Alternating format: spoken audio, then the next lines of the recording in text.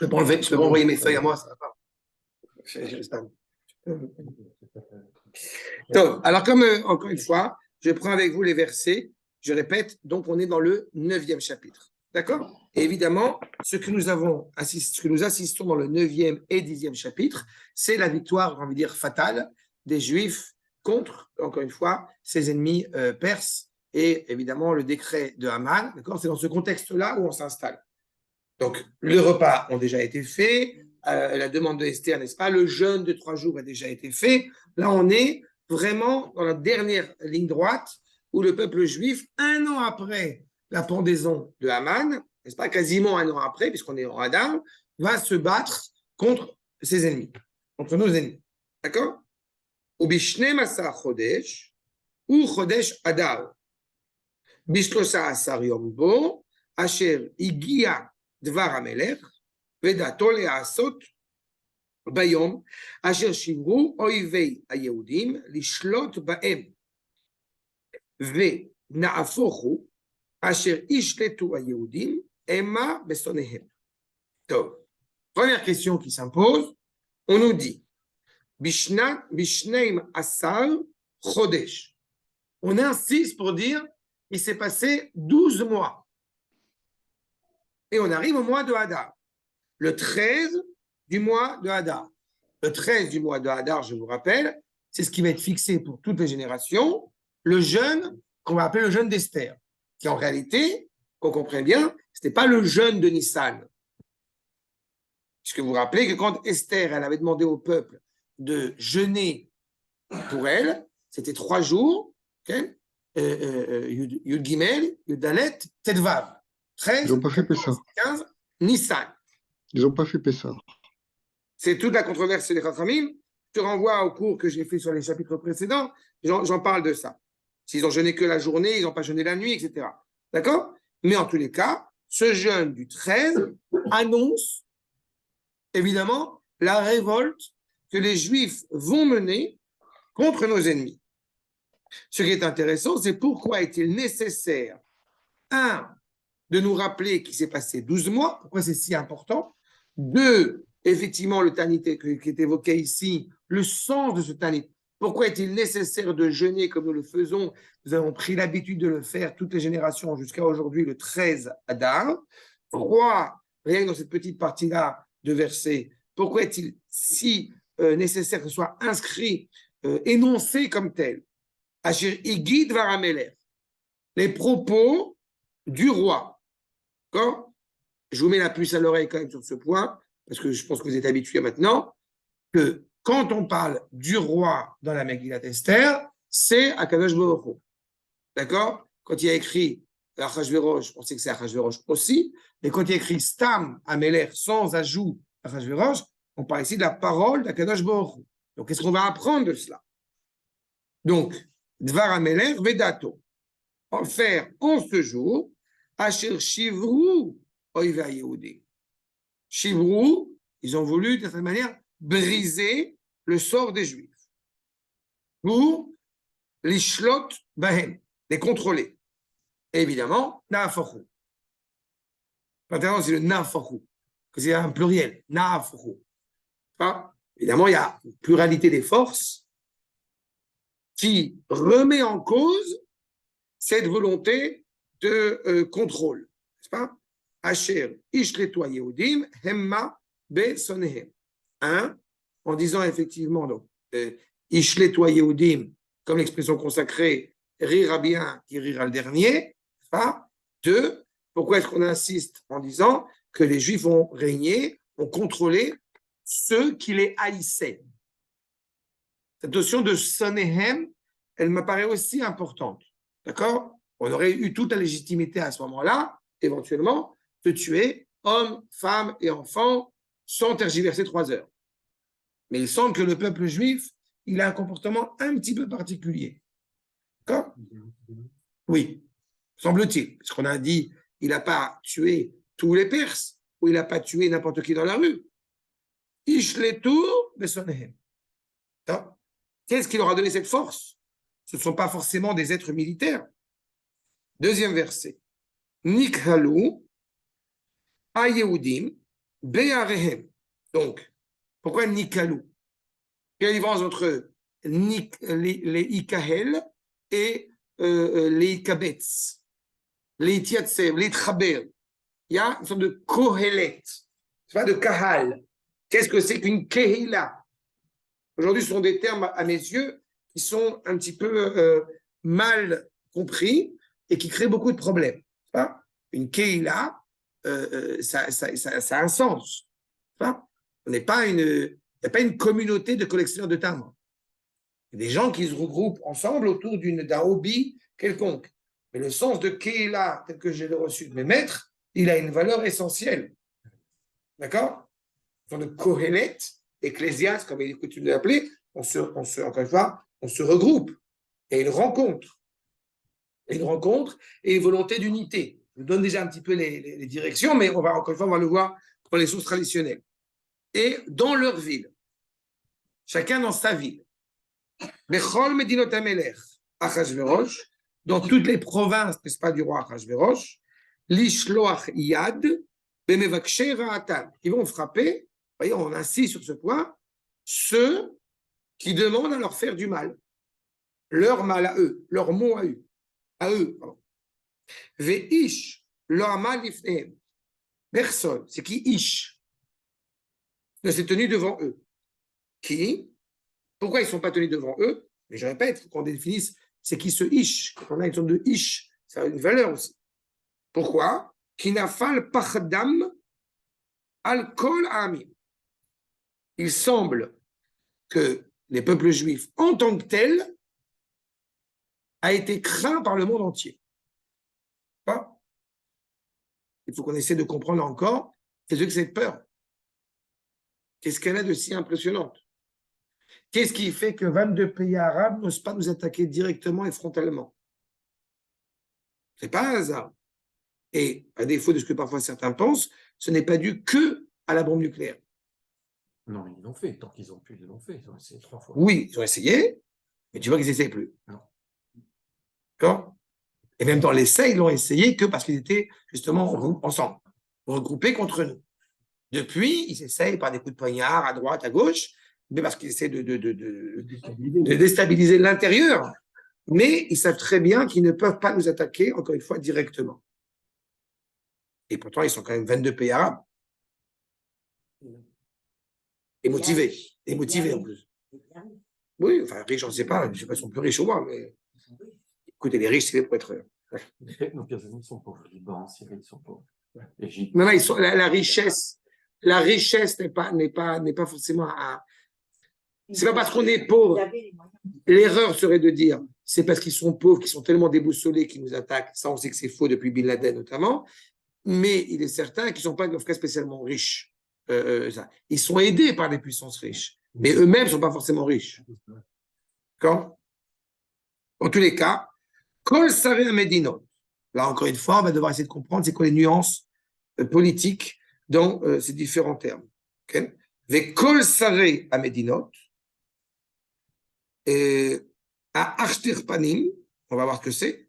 Ve Apachot, et les moindres. Ve Osemelacha, les ouvriers, les artisans. Asher les Melech, Menassim, qui sont rattachés au roi. Menassim et Yehudim. Dans Menassim, vous avez, c'est pas Menassim avec un shin, shalom. C'est pas avec un S, c'est Shin Aleph. C'est les Tnassé. Ceux qui vont essayer de se mettre, encore une fois, au-dessus des Juifs. On voit bien que tous les ennemis ici qui sont dépeints, ils sont à tous les niveaux. Hein? Du ministre le plus important jusqu'à l'ouvrier le plus bas. D'accord? Ils ont tous cette envie, encore une fois, a priori, de vouloir s'opposer aux Juifs, seulement ils ne le font pas. Étrangement, pourquoi? Kinafal, Pachad, Mordechai, Alehem. On n'est plus seulement dans le Pachad des Juifs, Alehem, sur eux, on est, semble-t-il, dans une crainte de Mordechai. Pourquoi est-ce qu'ils ont autant de crainte à l'égard de Mordechai? C'est ça, on va voir. Et la réponse, un brin de réponse qui nous est donné dans le verset 4, qui gadol Mordechai bevet Amelech. Parce que Mordechai, semble-t-il, est grand dans la maison du roi. On n'a pas dit quel roi, mais le roi.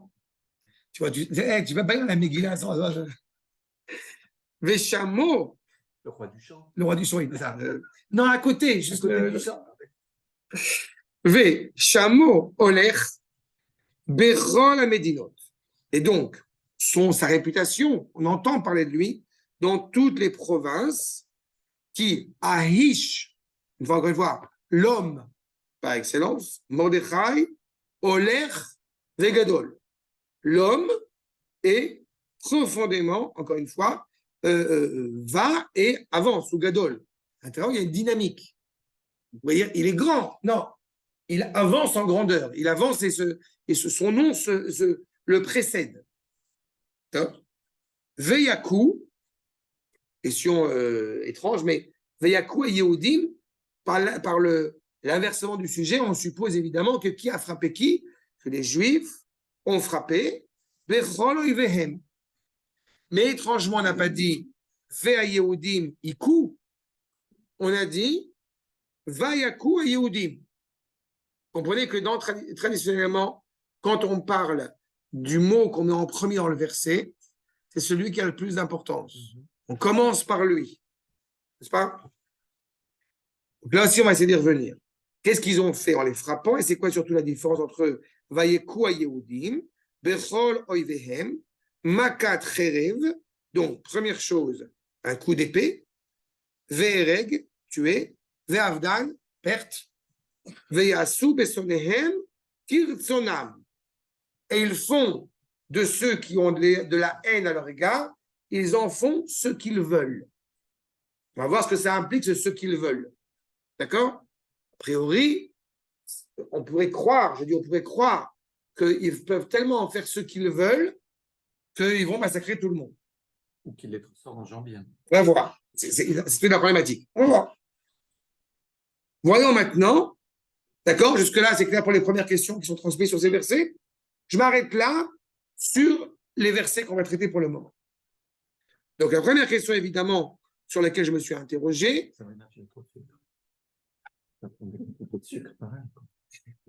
La première question sur laquelle je me suis interrogé, c'est effectivement le temps. Pourquoi est-ce qu'on insiste en disant, effectivement, il y a 12 mois qui sont passés? Il nous dit, accord numéro 1, dans le Midrash, les Kartov, Bishnem Asar Chodesh, Beyom Asher Shavru, Asher Ala Bedaatam Lishlod Bahem. Il faut bien comprendre que quand on parle, encore une fois, d'un projet antisémite d'État, c'est un processus qui a été mûri. Pour le coup, là, ça a duré entre le moment où il est monté au pouvoir et jusqu'aux 3 jours de la Megillah, ça a pris 12 ans. D'accord, parce que justement, dès que le peuple, je te rappelle, dès que le peuple s'est réveillé, le roi se réveille. Hein? Ketz Tatameler, le roi, il fait une insomnie. De quel roi on parle? Akadosh Baruch Hu. Quand le Ham Israël, le Midrash te dit que quand Aman a dit Marshemo Vezicho, il a dit Yeshno Amechad Befuzar Meforad, tu as un peuple qui est endormi. Il s'est endormi de faire des mitzvot. C'est endormi d'être Israël. Tu dors, moi aussi je dors. Dès qu'un Israël, comme j'ai coutume de rappeler, se réveille, alors le roi qui semble endormir, il est le Ishan, Shomer Israël. C'est pas que Baruch Hu, il ne dort pas, il garde Israël. D'accord? C'est la même chose en Égypte. Exactement. C'est la même continuité. Bien sûr. Et donc tout va très bien parce que c'est mené directement par Akash Baruch Hu. On parlait de ça ce Shabbat avec les enfants, sur le fait que sur le temps historique de la Megillah, comme je viens d'évoquer, c'est 12 ans. Mais la majorité de la Megillah, ce qu'elle compte C-O-N-T-E, c'est 3 jours. D'accord? Du Pérec, du chapitre 4 jusqu'au chapitre 10 de la Megillah, c'est 3 jours. D'accord? Mais malgré tout, il y a une sorte de 12 mois qui sont significatifs. Plus que ça, 12 mois qui seraient d'une certaine manière, l'indice de toute l'année. C'est le dernier mois qui est pas seulement le bilan de ce qu'on va faire pendant l'année, mais comme si le dernier mois, donc le mois de Hadar, il incluait tous les autres mois en lui. En disant Bishnem Asar Chodesh ou Chodesh Hadar, on dit voilà, Chodesh Hadar, Toute l'histoire, elle est pour qu'on arrive au mois de Hadar. Alors, le Vort Chassidi de dire que Hadar, c'est Akashbou qui réside. Aleph, Dar, vous vous rappelez de ça. D'accord? Donc, c'est pour ça. C'est pour ça qu'on arrive à ça. Maintenant, regardez le Makor numéro 2. Hein? La manière dont c'est écrit, encore une fois, elle implique tout cela.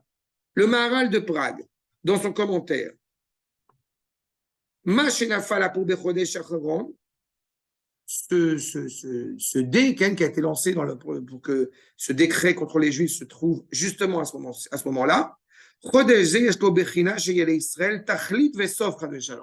On avait évoqué ça par rapport à Rosh Chodesh Adar, le cours que j'ai fait sur Rosh Chodesh Adar, où le Rosh Chodesh Adar se prêtait au pessimisme. Puisque c'est le dernier mois de l'année. C'est la fin. Ou sauf à Chodeshim. C'est la fin des temps, c'est la fin des mois. Sauf lahem. Il semble que du coup, ce soit la fin du peuple juif. Aval, yeshkan gamken sad bechina shesh lahem akiyum anitzchi.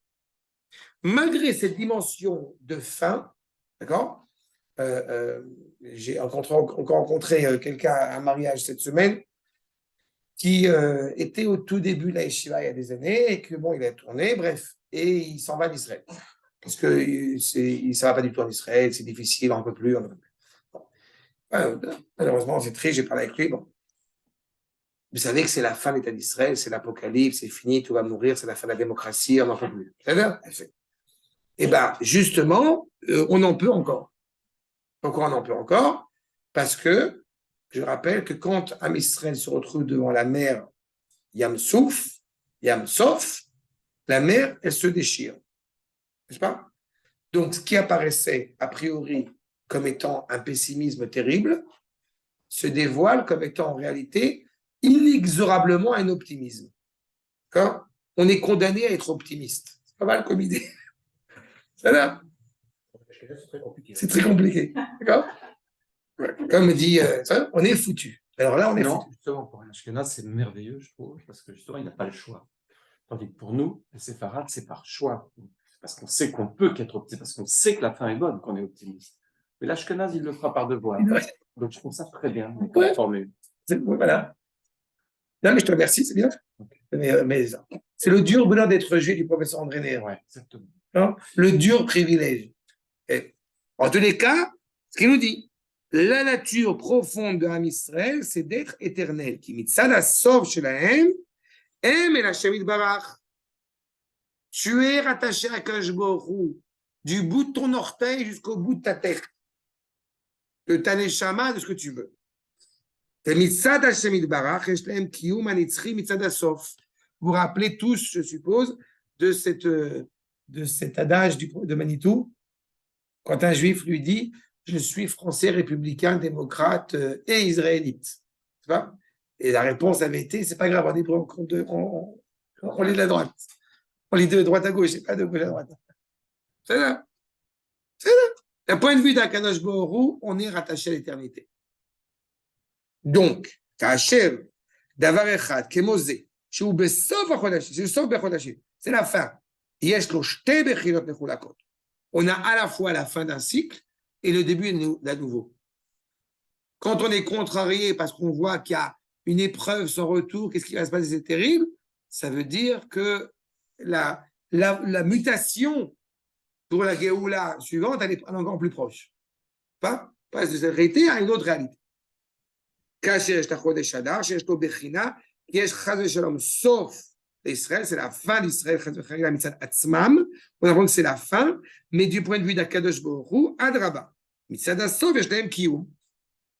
Quand tu comprends, n'est-ce pas, que tu es à la fin de ce que tu pouvais faire toi en tant qu'être humain, tu comprends que maintenant, c'est du point de vue d'Akadosh Baruch Hu.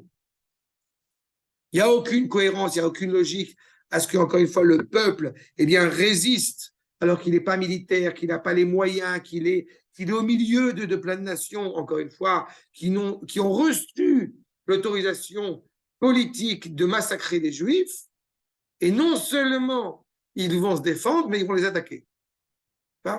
Il y a un enseignement que j'aime toujours transmettre, qui est quand même assez rare dans l'histoire, c'est qu'il y avait des goïms qui se sont, c'est toute une controverse de savoir s'ils sont réellement convertis ou c'est juste pour être épargnés, mais ils ont sorti la phrase « Nous tuez pas, on est juifs, c'est bon ». C'est assez rare dans l'histoire que quelqu'un il dit « Non, non, je suis juif, c'est bon, ne me tuez pas ». C'est ce qui s'est passé en Ukraine, cette fois-ci au début. Oui, voilà, oui, c'est נכון. כאשר היה המן, בא מצד הבחינה הראשונה, alors qu'Aman, il est arrivé encore une fois dès le début en disant ça va être la fin d'Israël, מצד הסוף, ונהפך הדבר. On a transformé la chose. כי מצד הסוף יש להם קיום. Encore une fois, il faut comprendre que toutes les nations ont un début, elles arrivent à l'apogée et elles meurent. Même quand on a l'impression que le peuple juif va mourir, eh ben le peuple juif ne peut pas mourir. C'est pas ce qui évidemment fait un grand désarroi à Pie XII, et c'est pas grave. On continue. Allez, à sauf atzmo, mais à père d'avoir l'écart. Que je brûle les haines sauf. Justement. L'école Ashiraya Narchevet Aman, tout ce qui était encore une fois dans la pensée d'Aman, sur Israël, Mitzada Sof, tu as voulu nous faire tomber, tu vas tomber. Nefar Be'atzmo, voilà, tout ça, encore une fois, c'est retransformé sur lui. Ça, c'est tout le sens de Pourim. On ne gère pas le peuple juif sous l'angle naturel. On est hors nature. Ça, je vous rappelle, encore une fois, avec Netzach, du Maral. La nature profonde de l'âme Israël, c'est d'être hors nature. C'est un postulat, c'est pas une croyance, c'est pas une idéologie, c'est pas de vaines paroles, c'est un postulat. Même en exil, comme c'était le cas à Pourim. Maintenant, donc encore une fois, évidemment, on va affronter cet ennemi. Seulement, comme on l'a évoqué, justement le 13 Adar, quand vous entendez 13, évidemment, vous entendez l'unité. Enfin, pourquoi on entend l'unité? Echad, Aleph, Red Dalet. D'accord? Il y a une réelle, le souhait de jeûner à le 13 Adar n'est pas parce que, encore une fois, nous sommes attristés d'une réalité. C'est bien plus que ça. On est aidé par Akadosh Baruch Hu pour se battre, pour aller combattre nos ennemis. Il y a une unité, il y a une cohésion totale entre le Créateur et Am Israël. N'est-ce pas? Ça, c'est Echad, c'est 13. Justement. Ainsi qu'il est dit, Asher Egid Varamelech, on a dit. La parole du roi. Regardez ce que dit Rabbi Shlomo Levi Alkabetz, Makor numéro 3. Pourquoi est-ce qu'on utilise cette expression de Ta'am Asher Egiyad Varamelech? Pourquoi est-ce qu'on dit sur la parole du roi? Léodia, afin d'annoncer la capacité, Icholto, Itale, Veshéu, Meshaded Marachot. Mais on ne peut pas s'en sortir. On est foutu. T'as rien compris. Te dit Rabbi Shlomo Levi Alkabetz, pour te faire comprendre que c'est dans la capacité d'Akadosh Baruch Hu de bouleverser le système. Il se passe des choses, et encore plus, on est encore mieux passé aujourd'hui pour en parler, il se passe des réalités en Israël que on est à la fois bouleversantes positivement, peut-être aussi négativement, mais des réalités qu'on n'imagine même pas qu'elles soient aussi possibles. Mais on n'y arrivera pas. Et tac, boum, zbang, on y arrive. C'est ça qu'on est en train d'annoncer. Il guide d'avant, il guide vers la mêlée. La parole du roi est annoncée. Elle arrive. C'est pas? Quand Akadosh Baruch Hu, je vous rappelle, a décidé qu'il était temps que son peuple revienne à la maison, eh ben, c'est pas grave. On va faire bouger l'Empire ottoman et hop, ils reviennent. Aujourd'hui, ça paraît rigolo de dire ça comme ça, bouger l'Empire ottoman. Mais pendant quelques siècles, c'est pas du tout évident de faire bouger l'Empire ottoman. D'accord? C'est même rappeler l'Angleterre, hein, le plus grand pays du monde. Pendant des siècles et des siècles, c'était la fameuse Victoria qui disait partout où je mets les pieds, je suis chez moi. Il faut se rendre compte, quoi, de ce que c'est-à-dire que l'Angleterre qui a perdu toutes ses colonies. Un empire. Ah, j'ai dit pays, pardon.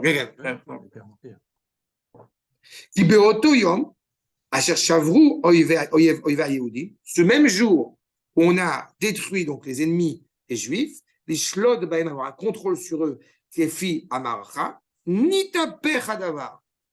Tout s'est transformé. Asher Ishtetoi Yehudim.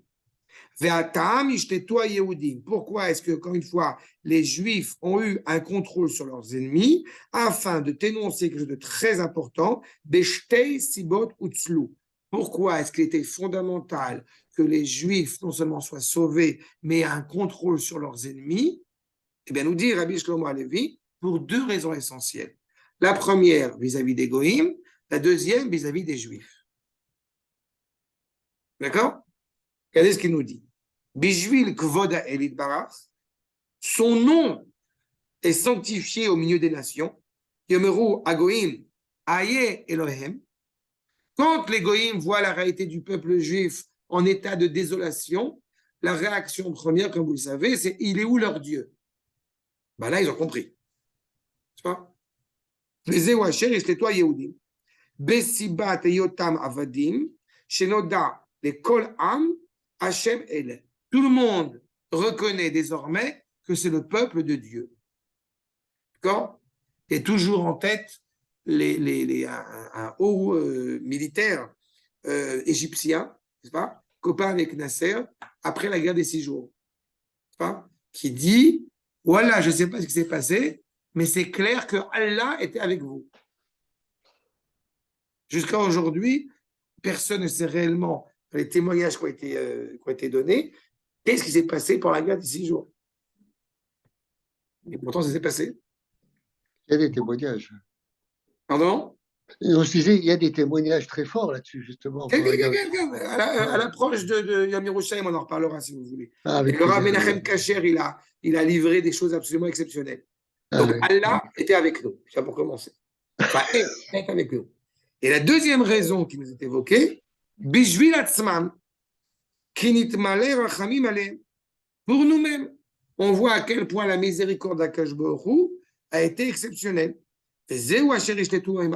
On n'est pas habilité à les contrôler et pourtant on les contrôle. Kelomar, Be'avour Atzmam. Pour nous, on a désormais la possibilité de retrouver une sérénité dans cet empire puissant qu'on appelle la Perse, là où il est.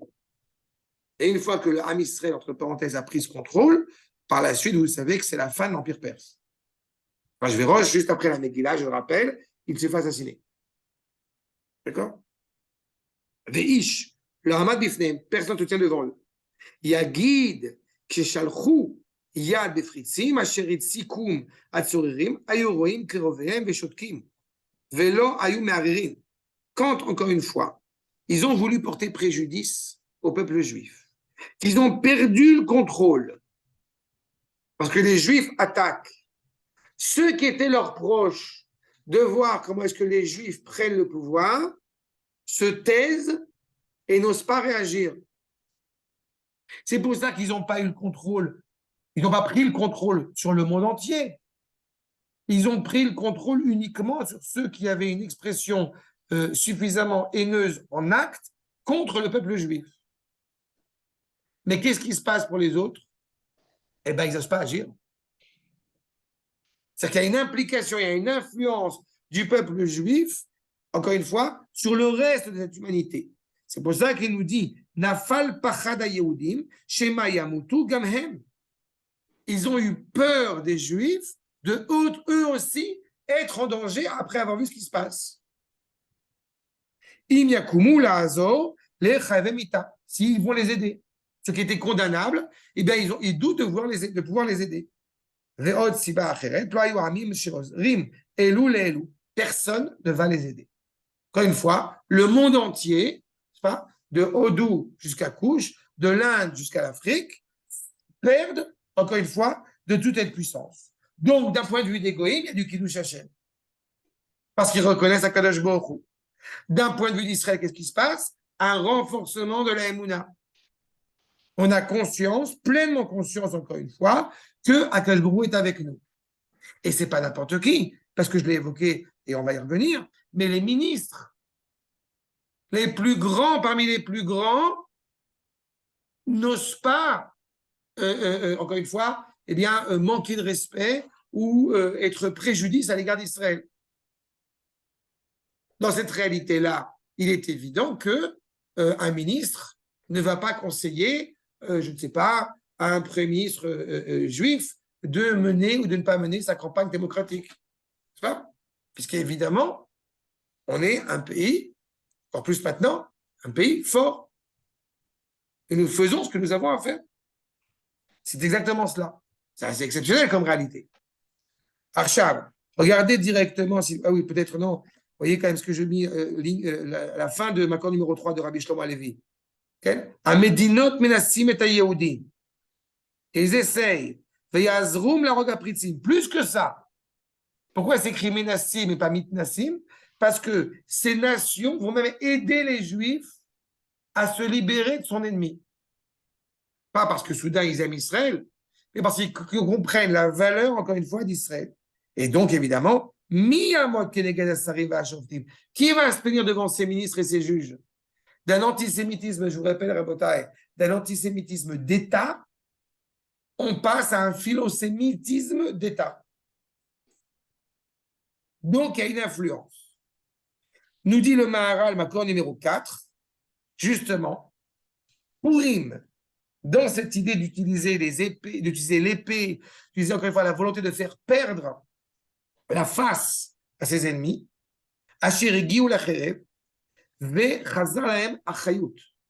on avait, comme on dit, le couteau sous la gorge, eh bien, revient la vitalité du peuple juif. En safek, il n'y a aucun doute là-dessus, que Igi Alaim Davarze Madriga Eliona. Comment est-ce que le peuple juif, il est passé d'une réalité absolument terrible à une réalité profondément noble? C'est l'intervention, évidemment, d'Akadosh Baruch Hu. Shemimena, Achayut Shelo Bateva. Il n'y a aucune logique. Et comment je sais, quand je fais des parallélismes entre cette réalité-là et la réalité des débuts de l'État d'Israël, quand les gens disent oui, mais tu comprends, les ennemis ont avancé, ont progressé, sont améliorés. Quand on a des gens comme Hana Senesh au début de l'État, pas que elle, mais quand on a ce genre de grands héros au début de l'État, eh bien, on a des armes beaucoup moins perfectionnées qu'aujourd'hui. Et une volonté, une motivation à détruire Israël, pas moins forte qu'aujourd'hui. Tu as une entité hébraïque qui va, à peine son indépendance acquise, va devoir affronter les nombreuses populations arabes qui sont devant eux. On va utiliser des stratagèmes plus ou moins réussis, plus ou moins, comment dirais-je, cohérents, pour essayer de trouver des armes pour se battre contre nos ennemis. D'accord? On n'a pas les moyens de le faire. Tu as en face des armes absolument exceptionnelles parce qu'ils sont aidés par les Russes, ils sont aidés par plein de choses, et Israël n'a pas forcément la qualité militaire pour pouvoir se battre. Donc, on va ramener des. Pour ça, j'évoquais Hana Senesh. On va ramener des avions de Tchécoslovaquie, de ce que tu veux, qui vont ça, et pendant la guerre, ils vont marcher, ils ne vont pas marcher, j'en sais rien. Mais en tous les cas, on arrive. Je comprends ce que tu veux dire. Ce que je ne comprends pas, c'est pourquoi tu utilises le terme de l'échameau. Non, je n'ai pas dit. J'ai dit arme. C'est le problème quand tu fais des cours au troisième âge. Ça devient problème. Non, j'ai dit arme sophistiquée. Pardon, excuse-moi. D'accord. C'est pas ça que j'ai dit arme. C'est bête, Non, j'ai rien dit. À l'instant, je n'ai pas compris. Qu'est-ce que c'est pour ça que je te parle d'arme. Et à tous ceux qui ont plus de 55 ans. Moins sophistiqué. En tous les cas, revient la fidélité, revient la vitalité. Quand il récupère sa chayout. D'accord? Et évidemment, la vitalité du peuple juif, comme nous le transmet le Maharal, Shemimena achayut shelo bateva. La nature profonde d'Israël, encore une fois, ne provient pas de sa nature. Achayut ativi, ruvar nixar al zahamita. Selon l'ordre naturel des choses, le peuple juif est condamné à mort. Qu'est-ce qui a fait que le peuple juif a pu, eh bien, surmonter ces obstacles? Parce qu'ils se sont justement nikalou, se sont réunis. Et c'est important pour moi de le rappeler. Où est-ce que le peuple juif en exil se réunit? Bien fait. À la synagogue, au Beth Midrash. Par ailleurs, c'est là-bas que la réunion, elle se fait réellement. Quand il y a une unité qui est sans Akadosh Baruch Hu, ce n'est pas une unité. Et quand on parle d'Akadosh Baruch Hu sans parler d'unité, ce n'est pas non plus une unité. Il doit y avoir une cohérence, encore une fois, à l'égard du peuple tout entier. Non, les gens qui sont d'un coup, quand un problème, qu'est-ce qu'ils font? Ils vont aller, D'accord. ils vont retourner vers Hachem, ils vont retourner vers les autres, sinon, j'ai peur de rien. C'est vrai, mais j'ajoute que c'est justement à ce moment-là, le Nikhalou, c'est pas individuel. Oui, non, mais c'est d'accord. C'est-à-dire, c'est pas que je veux sauver ma peau, donc je vais à la synagogue. Il y a une prise de conscience d'être prêt à donner sa vie pour œuvrer ensemble, encore une fois, pour combattre l'ennemi, qui n'est pas un ennemi commun, un seul ennemi. Il y a bien écrit cependant Nikhal, écrit Nikalou. Ça veut dire qu'en respectant la dignité, encore une fois, de chacun, mais que ça cette volonté de ramener la pureté, encore une fois, la pureté exceptionnelle, la pureté idéale du peuple, qui est un ensemble d'individus qui se regroupent, encore une fois, entre eux. Et c'est ça le sens profond du jeûne qui est mis en place le 13 Adar. Regardez ce que dit la Mishnah Broura, le Chafetz Chaim, ok? Makor numéro 5. Mit'anin beyud gimel be'adar. Donc, on jeûne effectivement le 13 Adar. Qui beyeme Mordechai ve'Esther nikalu beyom yud gimel be'adar. Ils se réunissent le 13 Adar pour faire quoi? Leilachem ve'la'amod al nafsham והיו צריכים לבקש רחמים ותחנונים שיעזרם השם להינקם מאויביהם. Traduction, on se réunit à la synagogue avant d'aller faire le djihad. D'accord?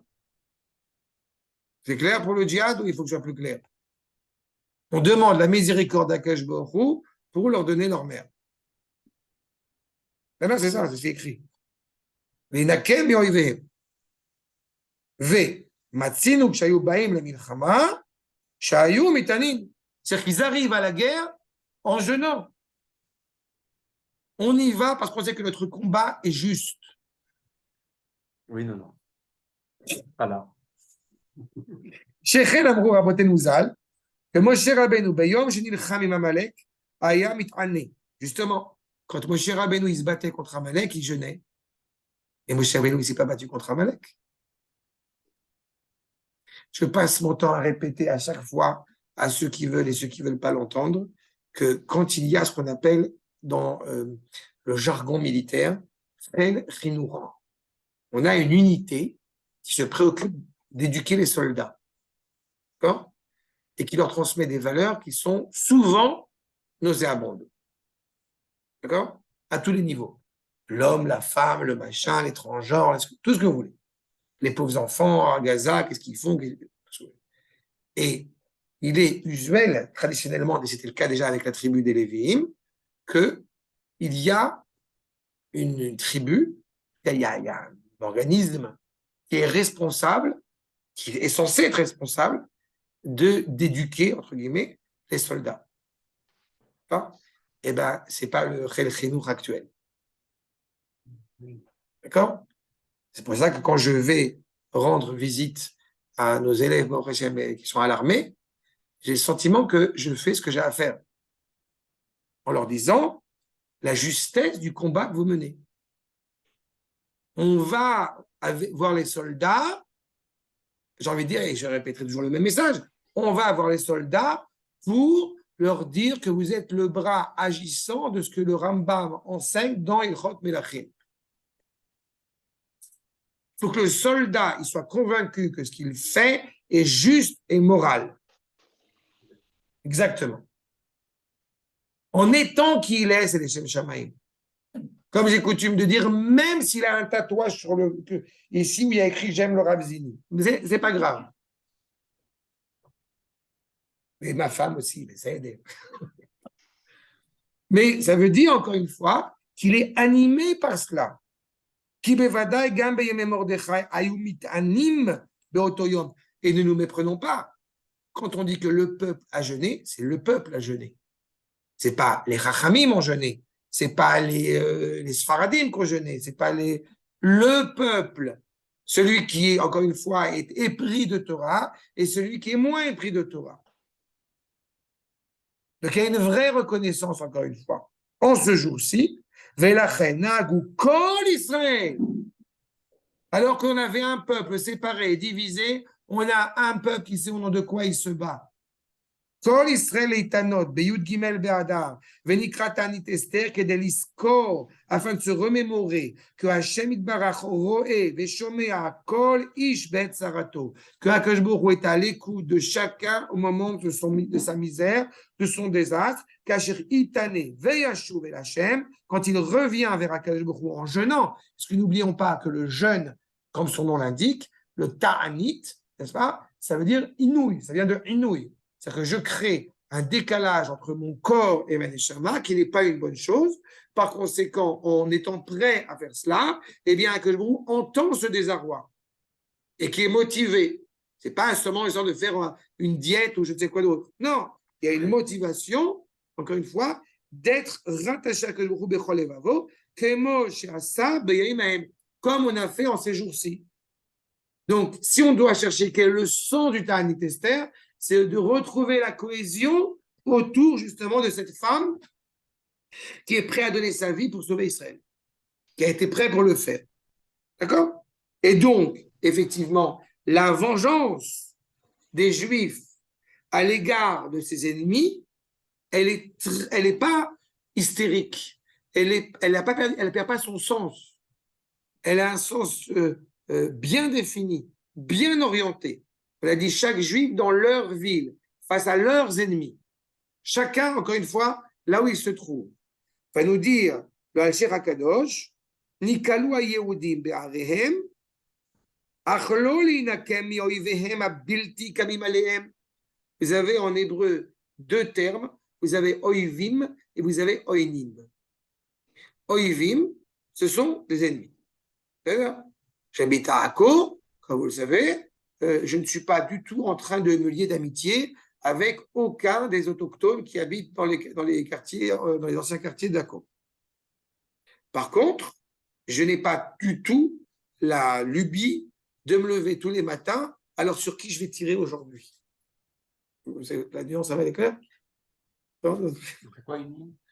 Oinim. Alors justement, Oinim, c'est pas seulement un ennemi, c'est un ennemi qui est actif, qui est virulent contre le peuple juif. Oyev, on est dans une réalité où ceux qui sont en face de nous sont des ennemis, en face et à l'intérieur de nous. Je ne joue pas au football avec Mahmoud. Je ne joue pas au football tout court d'abord, pour l'image. Ou alors je prends la balle de... Mais c'est ça. Là, le peuple juif, il se venge de ceux qui sont activement contre lui. D'accord? Rak l'ishloach yad mevakshei ra'atam, ceux qui veulent réellement leur porter préjudice. Akamim ata leralein, ceux qui veulent clairement à ce moment-là, ce jour-ci, les tuer ou les frapper ou les blesser. Sheula amod el nafsham bilvad, c'est l'objectif. Qui est livré à Sefer HaChatoun, Asher beyad hasarim, qui est encore une fois signé, contre-signé, ratifié par le décret, je vous rappelle, la deuxième missive qui était arrivée dans toutes les provinces d'Achashverosh, qui disait aux Juifs, vous pouvez vous défendre si jamais on vous porte préjudice. Donc, la même optique, la traduction de la Megillat Esther que vous avez ici en hébreu, on a une traduction avec beaucoup de midrashim qui sont ajoutés, inscrits dans les enseignements traditionnels. Dans le Targum Sheni, c'est la source suivante, la source 7, vous avez clairement indiqué Beyom asher tzipu sonné à Yehudim. Ce jour-là, justement, où eh bien, ses ennemis, ceux qui haïssent Israël, s'attendaient à avoir un contrôle sur l'âme Israël, tzipu sonné à Yehudim, l'ishlot bahem, bo bayom nefroy Yehudim, l'ishlot besonnehem, veish lo amad bifnem, ki nafla emata al kol amim. Une faute de frappe, pardon, c'est al kol amim. C'est-à-dire qu'en réalité, ce qui s'est produit, ça a été contagieux. Dès que le peuple juif il a commencé à reprendre le dessus, n'est-ce pas? Vous voyez Astérix et Obélix qui apparaissent pour vaincre le petit village romain, le petit camp romain retranché de Baba Oram. Bien fait. Ils ont tiré sur un soldat, ils ont balancé un soldat en l'air, tout le reste sont en repli. Bah, c'est un peu ce qui s'est passé. D'accord? Sauf que c'est vrai, quoi. C'est ça l'idée.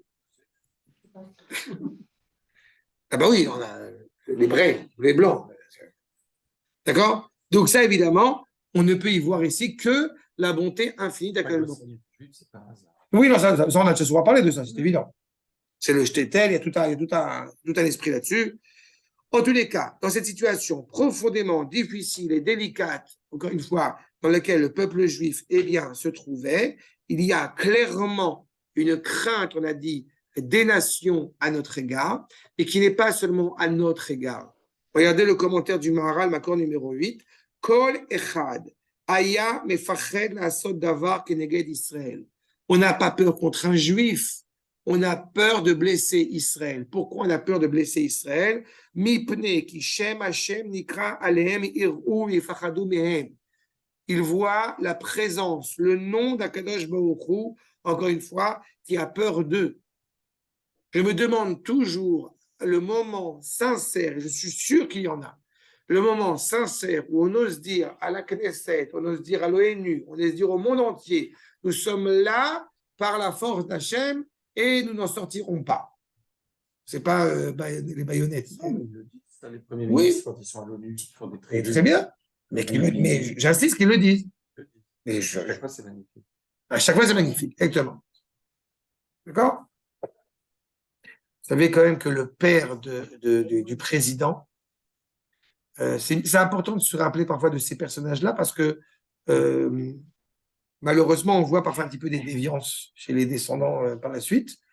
Mais d'abord, il y a l'oncle du président Herzog qui était ambassadeur en Suède. Il s'appelle aussi Herzog. Et qui a répondu à un antisémite notoire, qui a répondu à un antisémite notoire en montrant la grandeur et la force d'Israël. Le père, qui était ambassadeur à l'ONU, le père du président, quand il a déchiré un décret, on parlait de sionisme comme étant du nazisme, du fascisme, et dans un anglais parfait, puisque le grand-père, c'est le Rav Herzog, qui était un grand ami de Chacham, le Rav Harashi d'Israël, eh bien, il a déchiré à la face du monde entier ce décret qui injuriait, encore une fois, sans faillir, sans vaciller, justement, eh bien, de tels propos injurieux. Bon, ben, c'est ça qu'on est en train de parler. D'accord? Et on a des gens comme ça, Baruch Hashem, dans le peuple juif, qui sont animés par cette fougue-là. Et quand on est capable d'avoir ça, eh ben, le monde qui est autour, alors que certains craindraient en Israël, le monde qui est autour, au contraire, est profondément respectueux à l'égard d'Israël. C'est justement par cela. Ça marche. Exactement, exactement. C'est exactement la problématique ici qui est soulevée. Mais comme je l'ai dit, c'est pas seulement les gens intelligents. Non, non, non, non. Le monde entier. On a cité Parashat Darim, on a dit les Sarim, les Médinot, les Ish, Kol Ish. Regardez le Rav Yosef Ben Chia, Makon numéro 9. L'odei qui amaretz aprutim lo mechou beyadehem. Pas seulement eux ont compris qu'ils n'avaient pas intérêt, encore une fois, à vouloir blesser le peuple juif. Puis, Kol Sarei Médinot, tous les ministres, tous les hommes les plus importants de la terre, Vem Sarei Kol Malchut ou Malchut. Tous les ministres, tous les hommes les plus respectables qui soient, Arder Panim, Masarim. Arder Panim, c'est en perse, les ministres les plus importants que vous voulez. Non, c'est pas que le petit sous-fifre. Non, non, non, tout le monde. Roei Pnei Amelech, ceux qui voient encore une fois le roi, le visage du roi, Ayoshvim Rishona Lechalkel Enyane Amamlacha, ceux qui se préoccupent de l'économie du pays qu'elle tienne la route. Eh bien, ceux-là, et les moindres qui soient, les pachout, ceux qui partent en guerre, tous, encore une fois, une sorte de forum, de quorum, pardon, où ils sont tous les artisans, comme on a dit, les artisans, le marché, tout ce qui, encore une fois, relève de l'empire dans toute sa splendeur, tous ont une crainte clairement sur Israël, Kulam Keichat, tous autant qu'ils sont, Ayu Menassim et Yehudim, qui n'afal Pachad Mordechai Aleem. Justement, pourquoi est-ce qu'on insiste que ce n'est pas seulement une peur du peuple juif, mais une peur de Mordechai? Parce qu'il y a une reconnaissance dans celui qui est profondément juste. Comme Hachem a signifié Mordechai, mort, hein, ça vient de l'encens choyé, un des meilleurs encens, des encens qui sont le meilleur dans la Kétoret, dans les encens qu'au Beth Amikdash. Donc j'ai envie de dire, quand on voit Mordechai, ça sent bon. Quand ils voyaient Mordechai, eh bien, c'était ça, ils étaient animés. Lioto, Gadol Mekulam Bebet Ameler. C'est le plus grand dans la maison, encore une fois, du roi. Ils comprennent, encore une fois, comme j'ai dit, les êtres les plus intelligents comme les moins intelligents, les plus investis comme les moins investis. Soudain, l'humanité, elle a énormément évolué. Vous vous rendez compte de la force d'Israël, encore une fois, à quel point elle a une implication sur le monde entier, par essence, par elle-même. Il faut quand même se rendre compte, encore une fois, de ce qu'était Achashverosh au début de la Megillah, qu'est-ce qu'il est à la fin de la Megillah. On a quand même quelqu'un qui a fait preuve d'une certaine douceur, alors que quand même au début de la Megillah, dans un état d'ébriété, et un orgueil évidemment démesuré, dans son état d'ébriété, il coupe la tête de sa femme quand même. C'est un fou. Et Esther va réussir à le canaliser pour le bien, encore une fois, du peuple. Donc, il y a clairement cette évolution-là. Ce que nous livre aussi, vous voyez, Makor numéro 10, mais la sim est à Yehudim, osim lahem itnasut. Il les met sur un piédestal. Kelomar, cholkim kavod gadol à Yehudim. Ils ont un respect profond pour les Juifs. Ce n'est pas un respect dont on tire un orgueil. C'est un respect, encore une fois, qu'ils savent où est le cœur. Regardez, Chachmet Saoufat, pareil, on est allé un peu avant Rashi, dans le Midrash de Rashi. D'accord, numéro 11, Nafal Pachad Mordechai Alehem, Lefi, Sheaya Sar Veshofet Alehem, Vemishte la Melech, Umitiarim Emenu. Un, pour des raisons politiques. On n'a pas intérêt à embêter Mordechai. Mais ce n'est pas que ça. La preuve, c'est qu'on a une crainte envers lui. Et justement, regardez ce que nous dit le Rav Yosef Ibn Chaya, d'accord, numéro 12. Justement, on a dit que sa réputation le précédait. Shimon Oler Laolam, Oler Vegadol. Que nous dit le Rav, accord numéro 12, L'Odei Kaya Gadol Beove, c'est pas seulement il est encore une fois grand dans le présent. Tishomo Oler Bechol Medinot. Tous les pays ne font que être admiratifs de plus en plus à l'égard de Mordechai. Et Yoto Oler Vegadel, Yoter Veyoter. Il grandit de plus en plus, sa présence se fait d'autant plus ressentir. Il craignait de faire contre sa volonté. Comme ça a été le cas envers Aman et son peuple. Et là, encore une fois, je vous renvoie à la compréhension d'une personnalité aussi importante, hélas, en tout cas, évidemment, qui est un vide total, mais aux yeux des nations, il a été craint énormément, Aman. Donc, celui qui est capable de porter défaut à Aman, de détruire, de massacrer Aman, c'est qu'on n'a pas intérêt à l'embêter. Je vous rappelle, encore une fois, qu'à la sortie de la mer, vous rappelez que le monde entier a de la crainte pour Israël. Celui qui va essayer de calmer cette crainte, c'est Amalek. D'accord? Al-Korecha Baderer. Je vous renvoie au cours sur Shabbat Zachor. Amalek, il apparaît pour refroidir les nations. Les nations n'osent pas toucher du doigt Israël, et lui, il est là pour malmener ce lien-là, et en fait, le vulgariser, pas le déshydrater. Donc, il est un profond ennemi. Il est la racine du mal. C'est Amalek. C'est Aman. Il faut toujours avoir en tête que Aman, c'est à l'inverse de la manne dans le désert, tous les deux sont vides. L'un, il est vide de matérialité, l'autre, il est vide de spiritualité. D'accord? Ils sont animés par cela. Son objectif, c'est détruire. Donc, par conséquent, si Mordechai, encore une fois, arrive à mettre ça en porte-à-faux, vous comprenez que ce n'est pas seulement à titre national, à titre de crainte pour sa santé. Non, c'est bien plus que ça. Il y a une prise de conscience, il y a une prise de compréhension de la part des nations que Mordechai est un homme bon, est un homme important, est un homme moral. Il n'est pas appelé Mordechai, il est appelé d'abord Mordechai à Yehudi, comme vous le savez, et est appelé Aïch Mordechai. Aïch, quand on voit Aïch dans le Tanakh, c'est l'homme important. Regardez ce que nous dit le Rav Chalam à numéro 13. Qu'est-ce que André? Quand vous parlez des nations, on a l'impression Moi, j'avais toujours l'impression que la Megillah, l'histoire de Mordechai, c'était quelque chose de local, on va dire, par rapport à la Perse. Et quand on parlait du regard enfin, des nations, j'ai tout d'un coup l'impression que tout le monde entier est au courant de ça. Bah, c'est marrant parce que c'est pas la première fois que je suis sensible à ce genre de remarques et c'est très important ce que tu soulèves.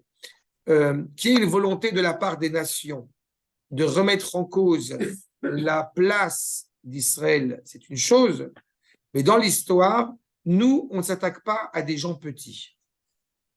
Enfin, les gens petits ne nous attaquent pas. Ceux qui nous attaquent sont des gens qui ont quand même suffisamment de grandeur. Quand on parle de l'empire babylonien, quand on parle de l'empire perse, quand on parle de l'empire grec, quand on parle de l'empire romain, on parle quand même des forces qui sont quand même pas mal. C'est pas? Tout à l'heure, on a parlé d'Obélix. Il faut quand même avoir toujours en tête, historiquement parlant, que le seul peuple qui a réellement affronté les Romains, c'est nous. Que le meilleur des généraux qui a été envoyé pour essayer d'affronter les Juifs à Metsada, bah, c'est nous. D'accord? Titus, il marchait mauvais zéro, c'est pas n'importe qui. Sauf que Bassov, Titus, il meurt chez nous avec un petit moustique à l'intérieur qui l'a rendu fou. Voilà? Un petit grain de sable. Mais ils vont envoyer les plus grandes forces colossales qui puissent exister. Dans la même logique, n'oublie pas un détail, c'est que d'abord, il avait l'amont, évidemment, de Rajverosh, je rappelle, mais Aman, tout le monde se prosterne devant lui. Il n'y a pas une personne qui ne se prosterne pas devant lui. Non seulement Mordechai, je te rappelle, ne se prosterne pas devant lui, mais en plus de ça, à chaque fois que Haman passait à côté de lui, il lui levait la sandale pour lui rappeler qu'il était son esclave. Son esclave. Tu comprends? Rien n'est local. Le peuple juif, encore une fois, il a des répercussions dans son histoire à l'échelle du monde entier. Tu crois sincèrement, sans faire évidemment d'analogie, mais crois-tu sincèrement que l'Iran est un danger uniquement pour le peuple juif? Sans faire d'analogie évidemment entre l'Iran et la Perse. D'accord? C'est clair? À ma connaissance, je crois que Hitler était un ennemi plus que le peuple juif. Non, je ne sais pas, j'ai cru comprendre. C'est ça? Donc, justement, Mordechai, accord numéro 13, à Ish Mordechai, Derech Hashivut, comment Ve Aish Beyam Shaul. C'est un homme important. Oler Vegadol, nous dit le Chacham, Mosim Begadlut, ou Maale Osher. Et ce n'est pas un passé, c'est un présent. C'est-à-dire que c'est une réalité, encore une fois, constante, indépendante, totalement libre, où on voit la grandeur de Mordechai qui avance pas à pas. Face à cette réalité-là, il y a clairement, encore une fois, eh bien, la mise en demeure, la mise en porte-à-faux, la mise en ballottage de nos ennemis. Seulement, comme on l'a dit tout à l'heure, sont utilisées plusieurs expressions. Il y a l'épée, il y a on les a tués, il y a on les a mis à leur perte. Et j'insiste pour essayer de bien comprendre c'est quoi la distinction entre la nuance entre ces différents termes. Et puis après, on les frappe aussi là-bas, qu'on a dit veille au coup. Donc, je veux comprendre c'est quoi cette nuance. Déjà, quand on a frappé, quoi. Je sais pas, on a laissé le bras, on a pris. Bon. Nous dit le Gaon de Vilna, accord numéro 14, Zenikra Makat Cherev, Rak Shelo Ayamita Miyad. On les a frappés, on les a pas tués. De prime abord. Il n'y a pas une volonté d'être cruel. Il y a une volonté, clairement, encore une fois, de les mettre en porte-à-faux. Rak Shelo Ayamita Miyad. Ve'arag ou Ariga Mamash. Là, on les tue Mamash. Je me permets d'insister, c'est Ariga. Pourtant, il y a écrit que dans les 10 paroles, tu ne tueras point. D'accord? On a un problème, parce qu'on va tuer des gens. Le soldat, il va tuer des ennemis. C'est un problème. Non, je sais que vous êtes blasé par ça, parce que ça y est, on a déjà. Mais qu'est-ce qu'on répond à ça? Ils ont tué, là. Pardon? Légitime défense. Ah. Donc, tu es en train de dire, en fait, que comme on n'a pas le choix, on les a tués. Non? Non, ça tue avec Shoah. Ouais, ouais. Hein. Une mitzvah. Évidemment. Il n'y a pas écrit tu ne tueras point, il y a écrit tu n'assassineras point. L'assassinat est interdit. Tuer ne s'inscrit que dans ce contexte-là. En hébreu, non. La harog et le tsoar ne sont pas des termes synonymes. La harog, c'est permis, c'est une mitzvah. Je suis intraitable là-dessus parce que malheureusement, à chaque fois que j'entends, et souvent avec Arnaud, on a rigolé là-dessus, parce que j'adore cette remarque que tu as faite, entre parenthèses, que on n'est pas comme eux. Tu vois, on n'est pas comme eux. Non. Quand tu as un arabe qui tue Yaakov, Israël, Menachem Pili, qui ont 6 ans et 8 ans, il ne les a pas tués, il les a assassinés. Quand on a la famille Fogel qui se fait assassiner, non, ils n'ont pas été tués. Quand un soldat, il va se préoccuper, un soldat ou le peuple juif a retrouvé, encore une fois, les couleurs de son honneur, il n'est pas en train d'assassiner quelqu'un, il est en train de tuer. C'est fondamental. C'est là la notion. Ariga mamash, Ariga est une mitzvah. Oui. Et l'irtsoach, c'est assassiner. Dans l'hébreu moderne, on n'est pas suffisamment sensible à cette nuance, mais elle me paraît fondamentale. Et entre parenthèses, en français, assassin, après ce que j'ai compris, ça vient de hashish. Donc il y a réellement une perte de contrôle. C'est vraiment rattaché à cette idée, encore une fois, qui n'est pas du tout réfléchie.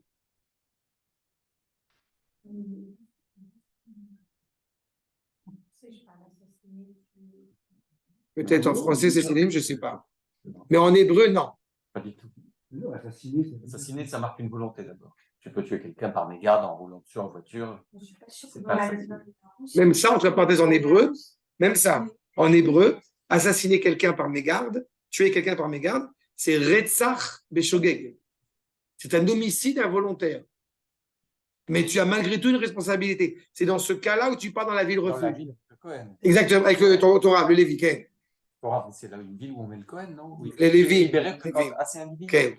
Non, lui, il sera libéré, le meurtrier, par inadvertance. Il sera libéré de cette situation-là, de son exil, quand le Cohen Gadol, il va...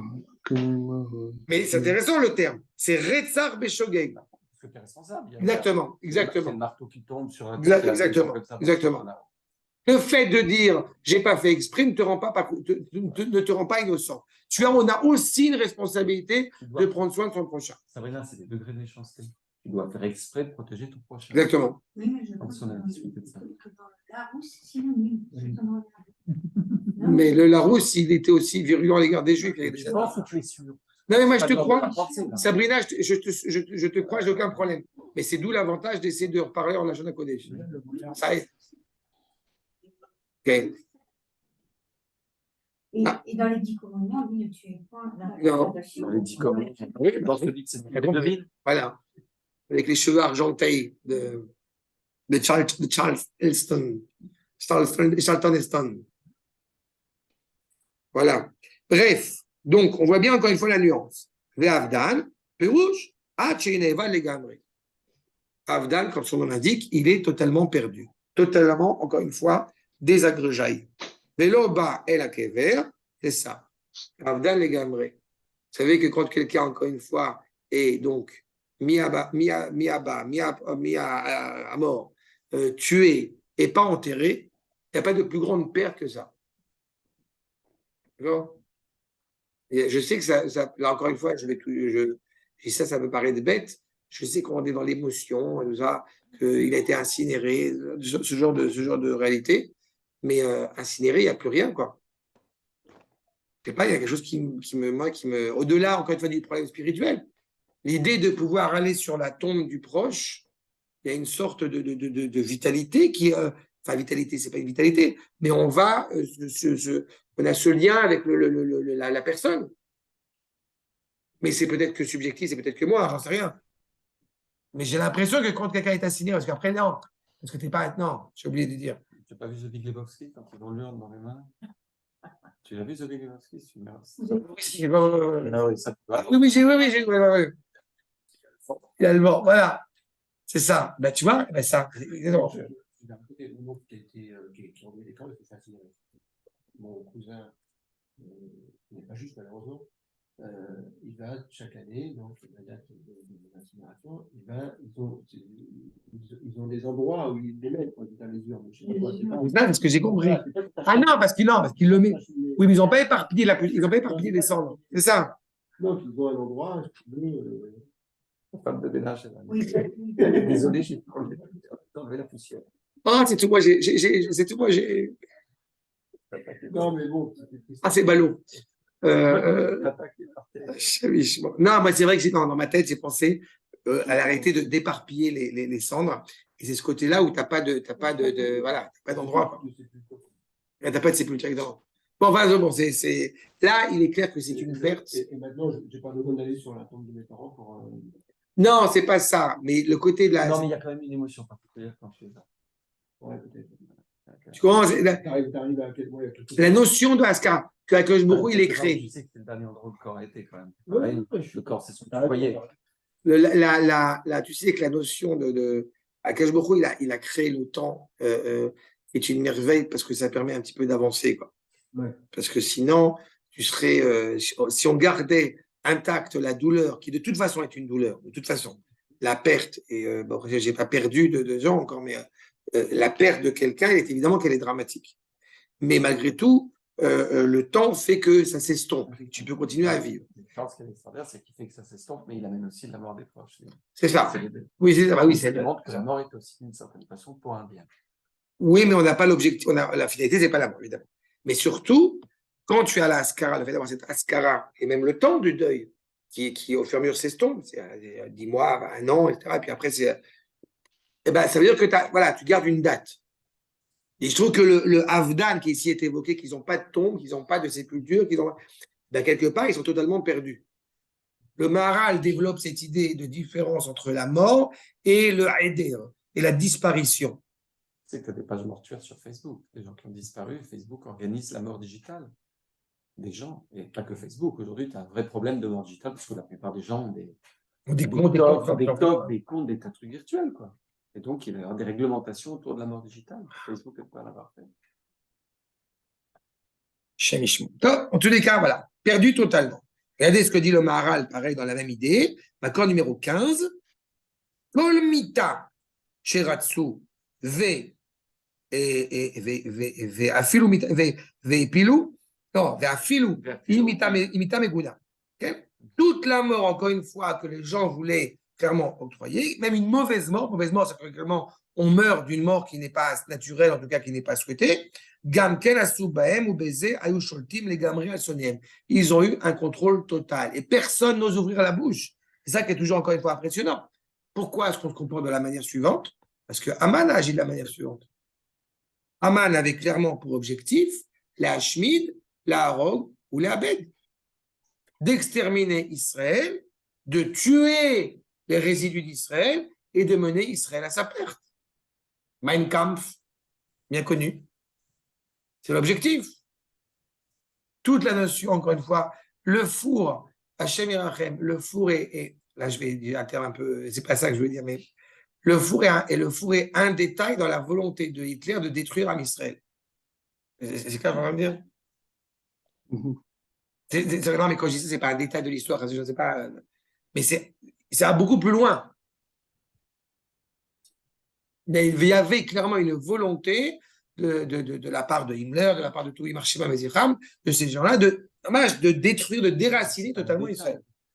Non, mais c'est ça. Parce que, oui, mais non, mais ce que je veux dire ce que je veux te dire. Non. Ce que je veux dire par là, parce que quand j'ai dit un détail, j'explique pourquoi ça. Parce que je vais te dire, bon, voilà, on a eu 6 millions de juifs, donc voilà, c'est le drame le plus absolu. Je dis que c'est un drame colossal, mais je dis que le drame, il dépasse ce cadre-là.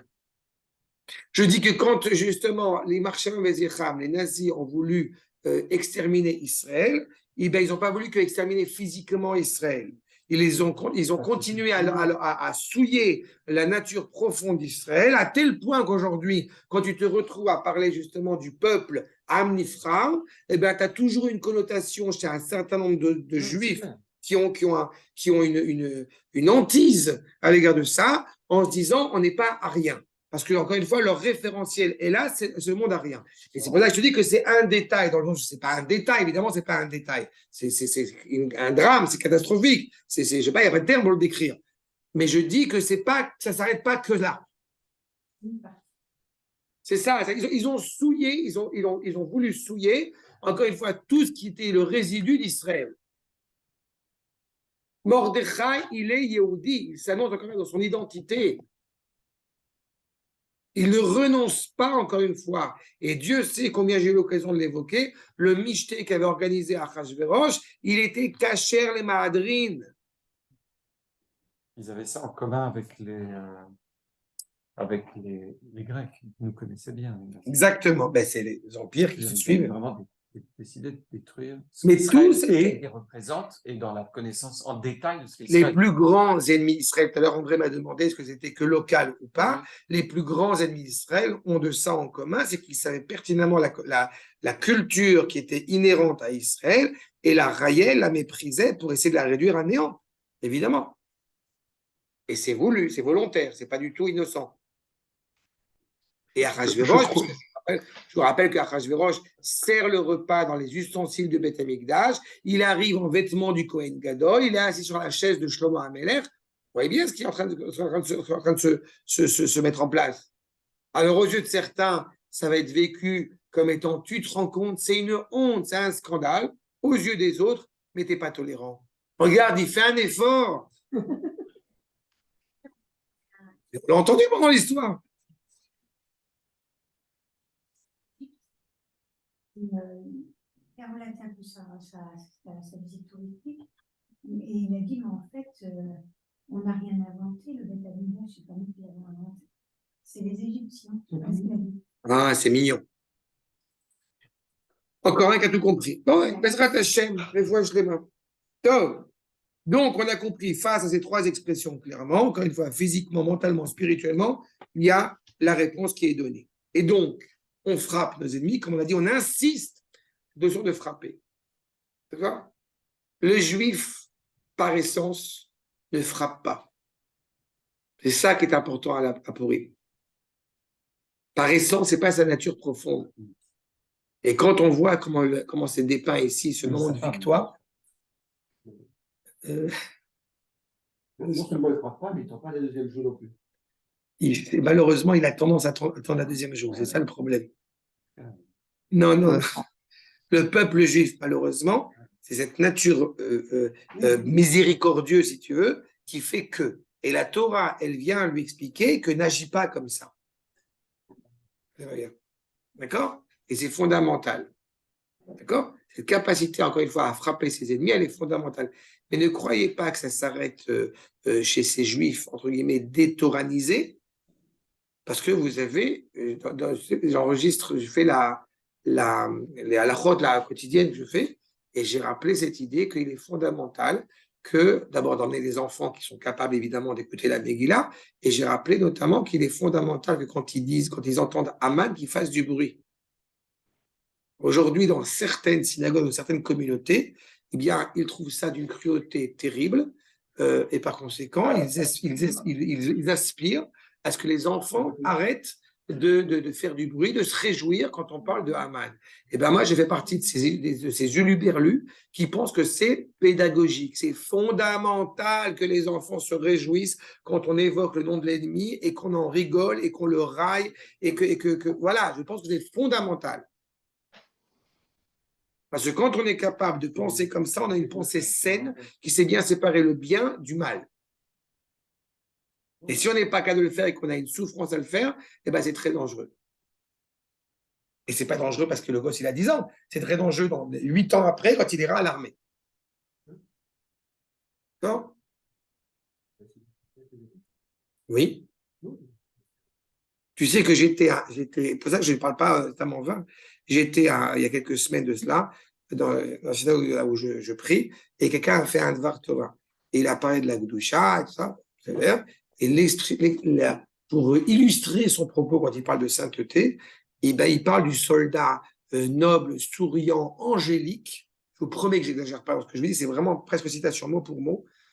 Soldat angélique face à un enfant palestinien qui sait peut-être qu'il voudra se convertir en voyant ce Dans soldat. la synagogue, il y avait une croix au fond. Il y avait une grande croix avec un mec Tu accroché ou pas? ça vient- Tu tu te rends compte que, tu te rends compte que c'est quelqu'un qui est religieux qui a parlé comme ça?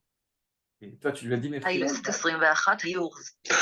J'ai pas dit Mechila, mais j'ai essayé de lui montrer qu'il se trompait, mais il pense que j'ai mal compris Rachid. Mais voilà. Mais surtout, je te répète, tu te rends compte que parler comme ça, quand on est quand même face à un gosse de 13 ans qui a massacré un gosse les deux enfants de 6 et 8 ans. Le Palestinien va se convertir. Peut-être, si tu ne sais jamais. Il faut être angélique. Faut être, voilà. Et je suis l'extrémiste de service. Mais ça nous prête un côté proséliste que nous n'avons pas, en fait. Oui, mais tu sais jamais, peut-être sur un malentendu. En tout cas, vous voyez la problématique. D'accord? Donc, on est encore une fois renforcé là-dessus. On frappe ses ennemis. Regardez le Malbim. Le Malbim, accord numéro 16. Vaïkou. Il est vadaï lo ya reshut netuna la Yehudim la rog et kol mishirtsu. Il est évident, encore une fois, que les Juifs n'ont pas l'autorisation de tuer tous ceux qu'ils veulent sans, encore une fois, sans différenciation. Mais je tiens à vous dire, hélas, que. Il fait froid, là. Eh ben, mettez-le. Je vais pas rajouter une couche ou avec lui pareil. J'ai demandé à mon ami Stan, pareil. Là. Donc, j'avance sur cette idée, effectivement, que nous n'avons pas la permission de tuer qui, encore une fois, qui on veut, sans discernement, etc. C'est intéressant, ce que le dit le Malbim, c'est Vadaï lo haya reshut. Encore une fois, dans la conception hébraïque, on n'est même pas là-bas, on n'est même pas dans la comparaison de la non-comparaison, ça n'existe pas. Dans la conception hébraïque profondément sincère, ça n'existe pas. Ce qui me fait de la peine, en revanche, c'est que quand j'ai entendu certains propos effectivement tenus par certaines personnes, eh bien, je suis très perplexe. Mais je suis très perplexe, je ne devrais pas l'être, parce que quand on a eu la guerre des bolcheviks, on a eu certains juifs, malheureusement, qui se sont comportés de manière profondément cruelle. Et en général, c'est parce que justement, ils étaient déconnectés au plus haut point de leur identité, ce qui ne devrait pas être le cas. N'est-ce pas? Malheureusement, voilà, il y a des réalités, et ce n'est pas dans l'entité juive dans son ensemble. En tous les cas, qu'il lo haya katuv basfarim, rak leinakem mitzorhem, justement, puisqu'il est inscrit que de se venger que de ceux qui leur veulent du mal. D'achar kiata, ish lo amad bifnei, puisque personne ne s'est tenu devant eux en face d'eux. Bakrachim agdoli, dans les grandes villes, dans les grandes bourgades, lo hayu orgim rak avivim. Ils ne tuent que les ennemis, encore une fois, que leur menace sur les Juifs, Shaïvatam el Yehudim, Aya Mefursam, Shayu Magzimim, les Era Lahem, qui avait une seule, encore une fois, envie de faire clairement du mal au peuple juif, viscéralement, physiquement, à tous les niveaux. Aval, l'eau est à sonim. On a vécu dans des réalités parfois où il y avait une sorte de décomplexion, des complexités à l'égard de l'antisémitisme. Mais ça faisait partie d'un jeu. Quand un goy disait pourquoi les Juifs ont un gros nez? Parce que l'air est gratuit. Bon, et ben dans cette blague racontée par un goy, il y a quand même un petit peu d'antisémitisme. Ouais, mais comme disait mon père, on estime les Juifs plus qu'on ne le devrait. Oui, mais encore une fois, l'antisémitisme culturel. Exactement. C'était pas l'idéal, mais on le prenait pas en mode, c'était un peu rigolé sur tout le monde. Après, c'est-à-dire, ça et ça sonne. Mais eux, on va pas le tuer parce que sinon, on va pas s'en sortir. Comment c'est chez vous? Non, puis il a un ami juif, ce mec. Il a un ami juif, oui. Donc oui. La France ne serait pas ce qu'elle est sans ses juifs. Cette phrase que tout le monde a trouvé extraordinaire, mais dans leur cohérence de dire il y a des citoyens à égalité à un truc, ah voilà, sont ces juifs. SES. Je ne me rends même pas compte, quoi. Donc, cela, on ne les a pas tués. D'accord? Ben Oyev et Sonné, le Malbim ici parle de Oyev et Sonné, quand j'ai dit Oyev et Oyen dans le langage moderne, c'est la même source. Oyev et Sonné, Chez Oyev, Eivato, Glouya. Okay? Bon, le Oyev ici, c'est ce que j'ai dit tout à l'heure sur Oyen. D'accord? Que sa menace, elle est révélée, elle est clairement, encore une fois, comme on dirait, frappée du juif. Vessoné, En Sinato Glouya. Sa haine, elle n'est pas révélée. Rak, Veyasu Bessonem, Kirtsonam. Justement, ils peuvent faire ce qu'ils veulent de ceux qui ont de la haine à leur égard. On a eu soudain la permission, l'autorisation, justement, eh bien, de les mépriser, de les amoindrir, de les railler. Et du coup, ils n'osent plus avoir un propos irrespectueux à l'égard des Juifs, parce qu'ils ont compris, encore une fois, la grandeur et la valeur des Juifs, la valeur d'Am Israël. Nous dit le Al-Shira Kadosh, Makor numéro 17. Non, c'est de la valeur, ils l'ont toujours su, la grandeur, ils l'ont toujours su. Oui, c'est ça. Mais c'est une crainte qui n'est pas. Dieu à travers nous. C'est ça, mais ce n'est pas une crainte qu'on a peur qu'il nous Là, c'est frappe. autre chose, c'est depuis l'ouverture, c'est depuis les. Ce que je te dis, ce n'est pas une crainte qu'ils ont peur de se retrouver avec quelqu'un dans la figure. Oui. C'est un stade au-dessus encore. D'accord. Ah oui. D'accord? Oui. C'est-à-dire qu'ils ont, le peuple juif a réussi à détruire ses ennemis et à imposer, encore une fois, un respect à l'égard de ça. Aujourd'hui, pas une qui a ça, ils ont la culpabilité de la Shoah. À l'échelle nationale, ouais. À l'échelle nationale, tu as raison. À l'échelle de groupements humains et d'individus, tu en as. Bien sûr. Non, je comprends. D'accord? Tu en as de vraies personnes qui connaissent. Tu as vu cette femme, tu as vu cette. N'allez pas habiter là. Non, mais tu as vu cette. Et encore une fois, ça dépend de nous. C'est nous qui regardons. On avance. Oui, mais parce que ils recherchent une parole de vérité. Mais regarde cette femme qui va se présenter, que je ne sais pas, moi je la trouve exceptionnelle. Ah, mais, oui, ouais. C'est extraordinaire. Tu as vu comment elle parle, mais c'est quand même extraordinaire. Et tu en as quelques-uns comme ça. Et je pense que c'est sincère. C'est ce que j'ai compris, ouais.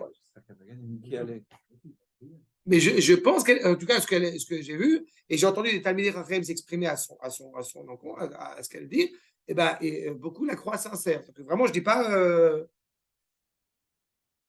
Et tu en as quelques-uns comme ça. Tu as quelques personnes dans le monde qui sont investies par ça. Et je pense que ça avance. C'est ça, OK. En tous les cas, là, je te dis que. Mais ça se passe sur la transformation. Déjà, quand Esther, elle arrive dans le royaume, nos Sechen, je vous rappelle, Bene Kol Roya, tous ceux qui la voient sont investis par elle. Elle peut avoir 40 ans, 80 ans, elle peut être verdate, elle peut être ce que vous voulez. Elle est a priori pas forcément très, très belle. Il n'empêche que tout le monde voit quelque chose dans son regard, une humilité, de fort. Pour ça, je réitère. Quand le peuple juif, en tant que peuple, s'assume dans sa grandeur, dans son entité telle qu'elle est, rattaché volontairement à Kadosh Baruch Hu, le monde entier collabore. Même si, encore une fois, ça leur pose problème vis-à-vis de cette moralité. Mais elle est là. Acham.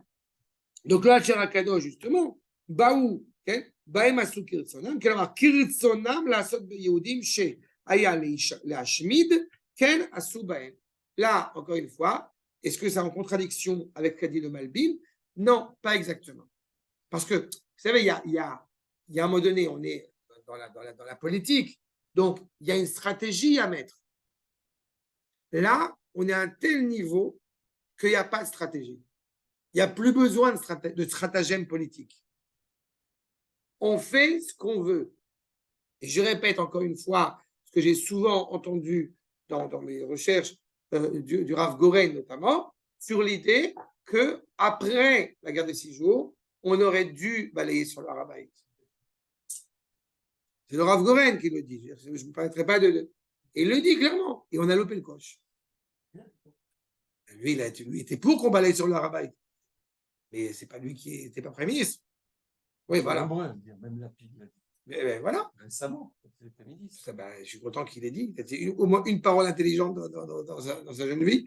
Mais en tous les cas, le fait est, c'est qu'on a loupé le coche. Alors qu'on avait, encore une fois. C'est la fameuse phrase de sûr et comment dire ça, sûr et dominateur. Ah, c'est De Gaulle. Oui, c'est juste là, c'est après qu'il a dit ça. Moshe Dayan, Pardon? pardon, excusez-moi, Moshe Dayan aurait dit on n'a pas besoin d'un deuxième Vatican. Bon, mais Moshe Dayan, il faut prendre avec des pinces, il faut prendre, comment dirais-je? Vas-y, il continue à parler, quoi. C'est-à-dire, voilà, comme a dit Arnaud, il était beau gosse. Mais à part ça, Ouais, bon, c'est ce qu'il aurait dit. Hein, moi, mais je suis prêt à accepter toutes les bêtises qu'il a dit. Il a dit beaucoup de bêtises. Le fait est, c'est que clairement, on a passé à côté des choses. Non, mais le temps fait que de toute façon, ça sera, mais ce sera plus compliqué. Non, construire le Beth Amikdash, ça a été demandé au Rav Yehuda, et le Rav Yehuda a répondu à l'époque, c'est pas le moment. On n'a pas eu l'opportunité et c'est la décider, mais la décider parce qu'à un moment donné, il y a chose qui était déléguée au monde aussi. T'as raison. T'as raison. On peut pas dire aujourd'hui, ben, on aurait pu. Non, mais on a loupé le coche, mais ça ne veut pas dire qu'on ne va pas le faire à un moment donné. Ça veut juste dire que ça va être compliqué. On voit que c'est Mais il y a compliqué. quelqu'un qui a poussé dans le dos de M. Dayan en disant non, c'est bon. Ben, c'est ça, c'est ce que je dis. C'est ce que dit Arnaud. A posteriori, c'est vrai ce que vous dites. D'accord? A posteriori, avant, on se bat pour des valeurs, mais c'est pour ça que je fais un parallélisme pour vous faire saisir qu'à ce moment-là, encore une fois, on a les pleins pouvoirs. Et pour ça, quand tu dis ça, que c'est à dessein, mais je vais dans votre sens. On a les pleins pouvoirs, on est les maîtres à bord. Ça veut dire, Mechila, ça veut dire, c'est pas Mechila, ça, c'est Mechila, non.